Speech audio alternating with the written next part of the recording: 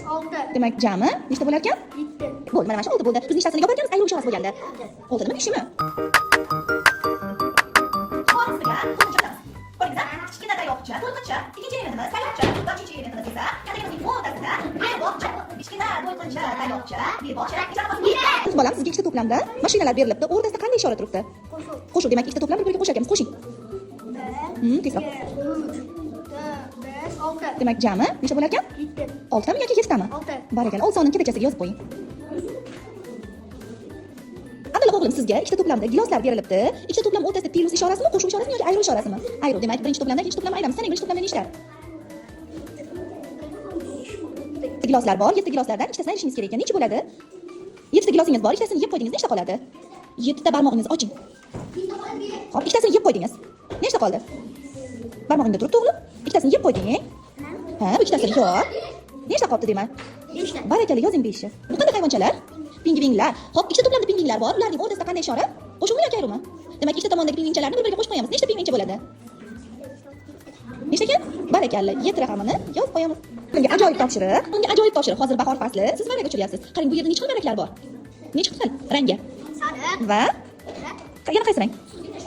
Bu rang oti nima? Ko'k rang. Ha, barakalla. Sariq rangdagi varraklar nechta? Ko'k rangdagi varraklar nechta? 5 ta. Sariq gulchani ichiga yozib qo'yamiz. Barakalla. Endi havo rangi. Nega?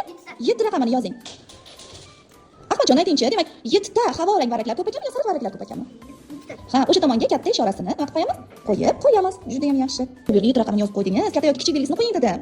Natijani emas. Nimani yozamiz? Katta yoki kichik belgisini qo'yamiz. Qo'ying o'shani. Yana noto'g'ri. Lash o'g'lim 5 kattami, 6 kattami? 5 tabadan ko'pmi, 10 tabadan ko'pmi? Qo'ysan tez yig'iladi. Katta kichik ishorasini qo'ying. Yaxshi. To'g'rimi? Barakalla. 7 kattami yoki 5 kattami? 7 barakalla. Katta ishorasini o'sha tomonga qaratib. Ajalxon o'zini 7 ga qaratib ochib qo'ying. Katta qilib. Bu yerda misoling bolam. Ha.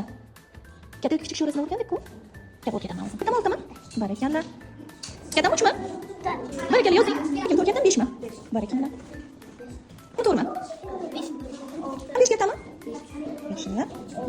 Kattami, to'g'rimi? 4. Barakalla. Misolingizda to'rt ayruv 1. To'rtta barmoqni ochamiz. Ayruv bo'lgan to'rttagina nariga qo'limizni bitta barmog'imizni nima qilamiz? To'rtta barmoq. Ayruv bo'lganda bitta barmoq qo'shamizmi yoki barmoqlarimizdan yopamizmi? Yoping. Nechta qoldi? 6 ayruv 2 ekan. 6 ta barmoqimizni ochamiz. Oching 6 tani. 6 ta barmoqimiz. Demak, bu tomondan 4, bu tomondan 2 ekan.